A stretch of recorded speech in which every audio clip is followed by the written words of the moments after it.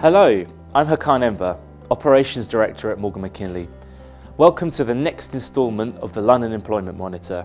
Here I will discuss key highlights that we witnessed in terms of hiring trends within London's financial services sector during Q2 of 2016.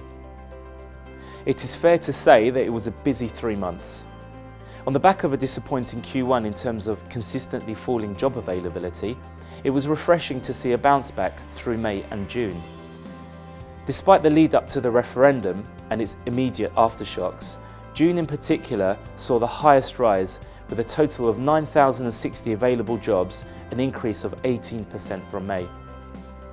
Whilst a good proportion of that increase came during the last week of June, there was indication that financial institutions held off on hiring until the referendum results were out.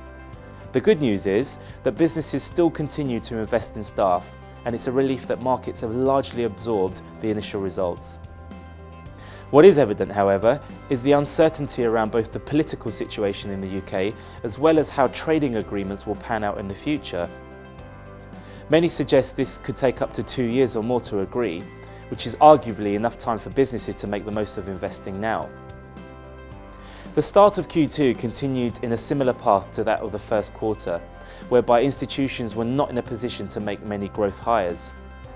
Where a business critical situation arose, a number of sign-offs were still needed to bring someone on board. The redundancy announcements made in 2015 also impacted the first half of 2016. With the UK suffering from poor Q1 macro figures, it was expected that there would be a huge fall in professionals seeking new positions. Towards the end of March, however, the tide began to change, and over the subsequent 4 months, data showed a general upward trend of job seekers back on the market, suggesting the lead up to a possible Brexit situation did not deter their intentions to change companies.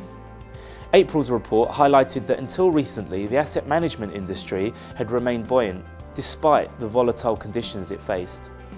With the economy slowing and employers reporting a number of profit warnings, it was no surprise that they too would reflect on their hiring needs and be more selective moving forward. This filtered through May, with that month in particular suffering from a highly sombre mood. In saying that, the 36% year-on-year increase in professionals seeking new employment was interesting.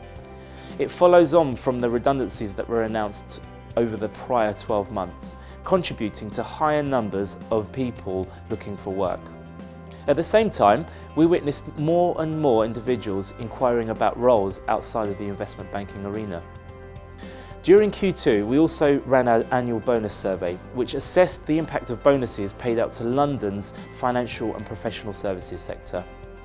The report found that 83% of people with 1 to 2 years of experience were dissatisfied with their bonuses. Further, of the 25% who said that they would leave because their bonuses were below expectations, the vast majority were from the millennial workforce. To add to that, 82% of respondents suggested that bonuses encourage better performance, yet the difficulty banks face is continuing to find an appropriate balance of retaining talent. Additional legislation such as bonus caps of 100% of basic salary or 200% with shareholder approval provide further challenges for banks to overcome. In saying that, with the advisory vote confirming that the UK is to come out of the EU, it will be interesting to see the impact of legislation set by the European Banking Authority and whether bonus caps, for example, continue to be enforceable or not. The London financial services market faces an interesting and uncertain few months, or possibly even years. It is too early to predict a boom or bust scenario, but either way, it will determine hiring trends one way or another. No one really knows if the threat of global investment banking organisations relocating their headquarters to other jurisdictions will be realised. Many argue that the cost of this is just simply going to be too high.